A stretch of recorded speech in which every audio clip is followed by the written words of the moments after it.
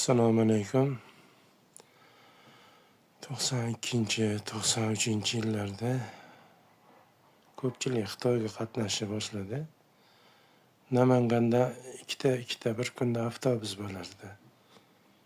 Juda ko'pchilik bo'lgan, so'mdagilar, hammalari bo'lishgan hisob. Juda ko'p edi. Endi u ko'pchilikning ichida har xil odamlar bor-da. Masalan, bitta avtobusda bo'lsa bir 2 kishi, 3 kishi namoz o'qiydigan odam bor.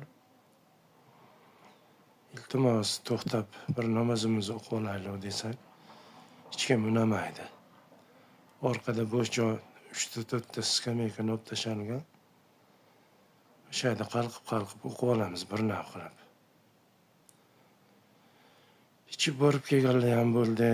O'sha yerda ish ko'rsatib yurganlar ham bo'ldi.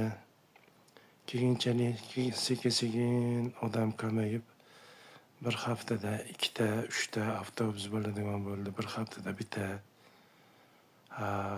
30 odam ikarasi oldi. Ijaraga olib borgan bo'lsa, keyinchalik 5 kishi, 4 kishi shularning ichida hamma namoz qildi. Xohlagan paytda, xohlagan joyda to'xtatamiz, namozimizni chiroyli o'qiymiz. Yana yo'limizda davom etaveramiz. O'z-o'zidan ichadiganlar, boshqalar ko'pchilik saralanib tushib qolishdi. Bu deganim juda bir namozni o'qib, joy namozdan yetib tashlaymiz deganimiz emas.